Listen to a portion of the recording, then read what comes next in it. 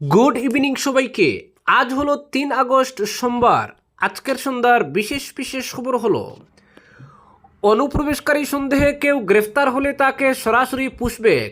আসাম সহ একাধিক বিজেপি শাসিত রাজ্য সম্প্রতি এই নীতি নিয়েছে, কিন্তু সুপ্রিম কোর্টে কেন্দ্র খানিকটা অন্য অবস্থানের কথাই জানালো। নরেন্দ্র মোদী সরকার শীর্ষ আদালতে স্পষ্ট করে দিয়েছে, কোনো বিদেশি কোনো দেশের নাগরিক সেটা নির্ধারিত না হওয়া পর্যন্ত তাকে দেশ থেকে তাড়ানো যায় না। আসলে এ মুহূর্তে আসামের বিভিন্ন বন্দি শিবিরে 270 জন ব্যক্তি আটক রয়েছেন। এদের মধ্যে 63 জন ইতিমধ্যেই বিদেশি নাগরিক বলে চিহ্নিত। বিচারপতিরা বলেছেন, একবার কোনো ব্যক্তিকে বিদেশি বলে চিহ্নিত করা হলে যুক্তিযুক্ত হতে হবে পরের পদক্ষেপ। কাউকে অনন্তকাল আটকে রাখা যায় না। সেই মামলায় সুপ্রিম কোর্টে কেন্দ্র হলফনামা দিয়ে জানিয়েছে, চাইলেও অল্প সময়ে বিদেশিদের ফেরত পাঠানো সম্ভব নয়, কারণ যে দেশের তিনি প্রকৃত নাগরিক সেই দেশের সরকার ওই ব্যক্তির পরিচয় ও ঠিকানা যাচাই করে প্রত্যর্পণ অনুমোদন করলে তবেই সেই ব্যক্তিকে ওই দেশে ফেরত পাঠানো যেতে পারে।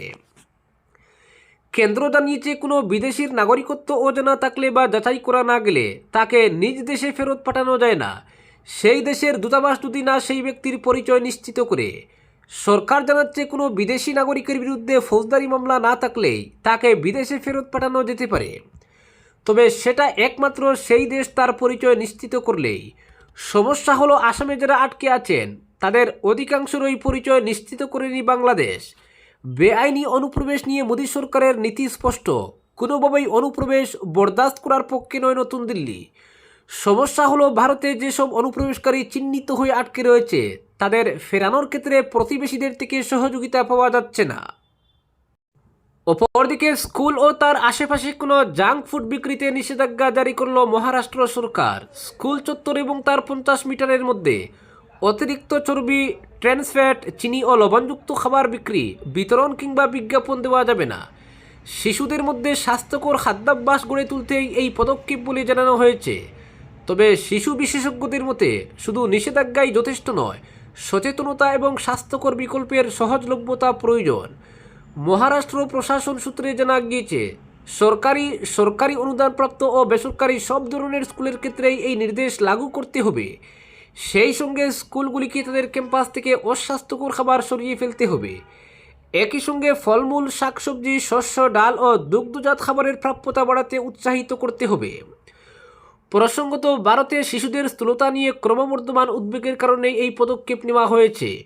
ওয়ার্ল্ড ওবেসিটি এটালস 2026-এর রিপোর্ট অনুযায়ী 5 থেকে 19 বছর বয়সী প্রায় 4,10,00,000 ভারতীয় শিশু অতিরিক্ত ওজনের সমস্যায় ভুগছে বা স্থূলতার শিকার।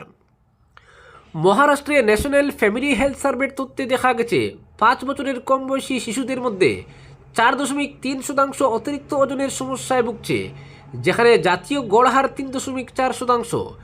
দিল্লির এক শিশু বিশেষজ্ঞের মতে, দিনের বড় একটা সময় শিশুরা স্কুলে কাটায়, ফলে তাদের খাদ্যাভ্যাস গড়ে তোলায় স্কুলের গুরুত্বপূর্ণ ভূমিকা থাকে। এই উদ্যোগের উদ্দেশ্য হলো জাঙ্ক ফুড যেন কোনোভাবে খাদ্য তালিকার অংশ না হয়ে ওঠে। বিশেষজ্ঞদের মতে, অতিরিক্ত প্রক্রিয়াজাত খাবার, প্যাকেটজাত স্ন্যাক্স ও পানীয় শরীরে প্রয়োজনীয় পুষ্টি দেয় না। এর পরিবর্তে ফল, দুধ ও সুষম খাবার শিশুদের শারীরিক বৃদ্ধি, মস্তিষ্কের বিকাশ করতে সাহায্য করে। অপরদিকে লায়লাপুরে আসাম মিজোরাম সীমান্তের সুরক্ষা ব্যবস্থা খতিয়ে দেখলেন ডিসি। সীমান্ত সুরক্ষা আরও জোরদার ও সীমান্তবর্তী এলাকার প্রশাসনিক কার্যকলাপ খতিয়ে দেখতে আসাম মিজোরাম সীমান্তের গুরুত্বপূর্ণ লাইলাপুরে এলাকা পরিদর্শন করলেন কাছাড়ের জেলা শাসক রাহুল কুমার গুপ্তা। তার সঙ্গে ছিলেন অতিরিক্ত জেলা শাসক তথা দোলাইয়ের সহ জেলা শাসক রক্তিম বড়ুয়া। প্রশাসনের শীর্ষ এই 2 আধিকারিক পুলিশ ও বন বিভাগের চেকগেটের সামগ্রিক কার্যকলাপ পর্যালোচনা করার পাশাপাশি সীমান্ত সুরক্ষার বিভিন্ন দিক নিয়ে সংশ্লিষ্ট আধিকারিকদের সঙ্গে আলোচনা করেন।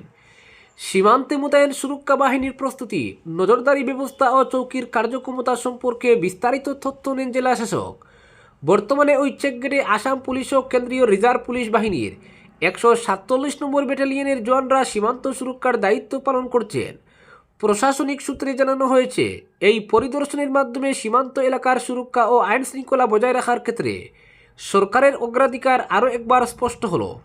সীমান্তবর্তী এলাকায় যে কোনো অপ্রীতিকর পরিস্থিতি মোকাবিলার জন্য সুরক্ষা বাহিনীকে সর্বদা সতর্ক ও প্রস্তুত থাকার নির্দেশ দেওয়া হয়েছে। উল্লেখ্য, আসাম মিজোরাম সীমান্তে সম্প্রীতি ও নিরাপত্তা বজায় রাখতে প্রশাসন নিয়মিত এই ধরনের পরিদর্শন চালিয়ে যাচ্ছে। অপরদিকে কাজের চাপ বাড়লেও পারিশ্রমিক খুবই কম খুব জলমিত্রদের। দীর্ঘদিন ধরে নানা প্রতিকূলতার মধ্যেও জনস্বার্থে নিরলসভাবে কাজ করে যাচ্ছেন দলাইশ উপজেলার জলমিত্ররা। কাবুগঞ্জ বাজারে অনুষ্ঠিত এক বিশেষ সভায় তাদের বিভিন্ন সমস্যার সমাধানে দাবি জানানো হয়। সভায় ধলাই ও কাবুগঞ্জ এলাকার জলমিত্ররা তাদের দীর্ঘদিনের বঞ্চনা, কর্মক্ষেত্রের অসুবিধা এবং স্বল্প বেতনের বিষয়টি তুলে ধরে সরকারের দৃষ্টি আকর্ষণ করেন। সভায় জলমিত্ররা জানান, পানীয় জল সরবরাহ ব্যবস্থাকে সচল রাখতে প্রতিদিন তারা দায়িত্ব পালন করলেও তাদের কাজের পরিবেশ এখনও অত্যন্ত প্রতিকূল। নিয়মিত বিদ্যুৎ বিভ্রাটের কারণে জল সরবরাহ ব্যাহত হচ্ছে। পাশাপাশি পানীয় জল পরিশোধনের জন্য প্রয়োজনীয় রাসায়নিক সময় মতো না পাওয়ায় কাজ পরিচালনায় নানাবিধ সমস্যার সম্মুখীন হতে হচ্ছে। এসব কারণে একদিকে যেমন সাধারণ মানুষ ভোগান্তির শিকার হচ্ছেন, অন্যদিকে কর্মীদের উপরও বাড়ছে কাজের চাপ। জলমিত্রদের অভিযোগ, দায়িত্ব ও কাজের চাপ ক্রমাগত বাড়লেও সেই তুলনায় তাদের পারিশ্রমিক অত্যন্ত কম। বর্তমান মূল্যবৃদ্ধির বাজারে এই স্বল্প বেতনে পরিবার পরিচালনা করা অত্যন্ত কষ্টকর হয়ে দাঁড়িয়েছে। বহু জলমিত্র দীর্ঘদিন ধরে একই বেতনে কাজ করে গেলেও তাদের আর্থিক অবস্থার কোনো উন্নতি হয়নি বলে সভায় ক্ষোভ প্রকাশ করা হয়। এই পরিস্থিতির পরিবর্তনের দাবিতে জলমিত্ররা সরকারের কাছে একাধিক দাবি উত্থাপন করেন। তাদের মূল দাবিগুলির মধ্যে রয়েছে কর্মের উপযুক্ত সম্মানজনক বেতন নির্ধারণ, নিয়মিত প্রয়োজনীয় কেমিক্যাল সরবরাহ, বিদ্যুৎ সমস্যার দ্রুত সমাধান এবং কর্মপরিবেশের উন্নয়ন। সভা শেষে জলমিত্র শামীম আহমেদ সংবাদ মাধ্যমকে জানান, তাদের উপর অফিস থেকে প্রতিনিয়ত কাজের চাপ বাড়ানো হচ্ছে, কিন্তু যে পরিমাণ দায়িত্ব পালন করতে হয় সেই তুলনায় বেতন অত্যন্ত কম। তিনি বলেন, আমরা প্রতিদিন মানুষের জন্য গুরুত্বপূর্ণ পরিষেবা দিয়ে যাচ্ছি, কিন্তু আমাদের প্রাপ্য সম্মান ও ন্যায্য পারিশ্রমিক এখনও মেলেনি। অন্যান্য সরকারি কর্মচারীদের মতো আমাদেরও উপযুক্ত বেতন কাঠামোর আওতায় আনা হোক এবং দীর্ঘদিনের সমস্যাগুলির দ্রুত সমাধান করা হোক। অপরদিকে ইন্ডিয়ান অয়েল কর্পোরেশনের আওতাধীন এলপিজি গ্রাহকদের জন্য জারি হয়েছে গুরুত্বপূর্ণ নির্দেশ। আগামী 16 আগস্টের মধ্যে সকল গ্রাহককে ইকেওয়াইসি সম্পন্ন করার আহ্বান জানিয়েছে সংস্থা। নির্ধারিত সময়ের মধ্যে ইকেওয়াইসি না করলে ভবিষ্যতে ভর্তুকির সুবিধা বন্ধ হওয়ার পাশাপাশি গ্যাস সিলিন্ডার অতিরিক্ত মূল্যে কিনতে হতে পারে, এমনকি কিছু ক্ষেত্রে সংযোগও বাতিল হওয়ার সম্ভাবনা রয়েছে বলে সতর্ক করা হয়েছে। এ বিষয়ে শ্রীভূমির সারদা গ্যাস এজেন্সি আয়োজিত এক সংবাদ সম্মেলনে এজেন্সির কর্তৃপক্ষ জানান, বর্তমানে 14.2 কেজির গৃহস্থালী এলপিজি সিলিন্ডারের মূল্য প্রায় 1085 টাকা। তবে নির্ধারিত সময়ের মধ্যে ইকেওয়াইসি সম্পন্ন না করলে ভবিষ্যতে এই সিলিন্ডারের মূল্য প্রায় 2500 টাকা পর্যন্ত হতে পারে বলে আইওসির নির্দেশিকায় উল্লেখ রয়েছে। এজেন্সির পক্ষ থেকে আরও জানানো হয়, ইকেওয়াইসি করতে শুধুমাত্র গ্যাস এজেন্সিতে যাওয়ার প্রয়োজন নেই। গ্রাহকরা চাইলে বাড়িতে বসেই স্মার্টফোনের মাধ্যমে সহজে এই প্রক্রিয়া সম্পন্ন করতে পারবেন। এজন্য মোবাইলে ইন্ডিয়ান অয়েল ওয়ান অ্যাপ এবং আধার ফেস আরডি অ্যাপ ইনস্টল করে আধার ভিত্তিক ফেস অথেন্টিকেশনের মাধ্যমে বায়োমেট্রিক যাচাই সম্পন্ন করা যাবে। সারদা গ্যাস এজেন্সির পক্ষ থেকে সকল গ্রাহককে নির্ধারিত সময়ের আগেই ইকেওয়াইসি সম্পন্ন করার অনুরোধ জানানো হয়েছে, যাতে ভবিষ্যতে ভর্তুকি, গ্যাস সরবরাহ বা মূল্য সংক্রান্ত কোনো সমস্যার সম্মুখীন হতে না হয়।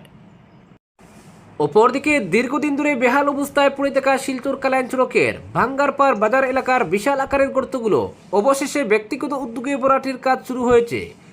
সরকারি উদ্যোগের অপেক্ষায় না থেকে এলাকার সাধারণ মানুষের দুর্ভোগ লাগবে স্বতঃস্ফূর্তভাবে গর্ত ভরাটের কাজে নামেন কাছাড় জেলা সংখ্যালঘু মোর্চার সাধারণ সম্পাদক আব্দুল রজ্জাক বড়বুইয়া। এই উদ্যোগে সক্রিয় ভূমিকা পালন করেন ভুবনেশ্বরনগর গ্রাম পঞ্চায়েতের আঞ্চলিক পঞ্চায়েত সভানেত্রীর প্রতিনিধি শামীম আহমেদ বড়বুইয়া। দীর্ঘদিন ধরে বাঙ্গারপাড় বাজারের গুরুত্বপূর্ণ এই সড়কে অসংখ্য বড় বড় গর্ত সৃষ্টি হয়ে রাস্তার অবস্থা এক প্রকার পুকুরে পরিণত হয়েছে। সামান্য বৃষ্টিতেই গর্তগুলো জলে ভরে যায়, ফলে কোথায় রাস্তা আর কোথায় গর্ত তা বোঝা কঠিন হয়ে পড়ে। প্রতিদিন কয়েকশো ছোট বড় যানবাহন, পথচারী, ব্যবসায়ী এবং সাধারণ মানুষ জীবনের ঝুঁকি নিয়ে এই সড়ক ব্যবহার করতে বাধ্য হচ্ছেন। সবচেয়ে বেশি দুর্ভোগের শিকার হচ্ছেন স্কুল কলেজগামী ছাত্রছাত্রী, কর্মজীবী মানুষ, প্রবীণ নাগরিক, অসুস্থ রোগী ও গর্ভবতীরা। জরুরি মুহূর্তে রোগী নিয়ে হাসপাতালে যাওয়ার সময় এই ভাঙ্গাচোরা রাস্তার কারণে চরম সমস্যার সম্মুখীন হতে হচ্ছে। বহু মোটর বাইক আরোহী দুর্ঘটনার কবলে পড়েছেন বলে স্থানীয়দের অভিযোগ। স্থানীয় বাসিন্দাদের দাবি, বহুবার সংশ্লিষ্ট বিভাগকে রাস্তা সংস্কারের আবেদন জানানো হলেও আজ পর্যন্ত কার্যকর কোনো উদ্যোগ গ্রহণ করা হয়নি। আজকের বিশেষ সংবাদ এখানেই সমাপ্ত।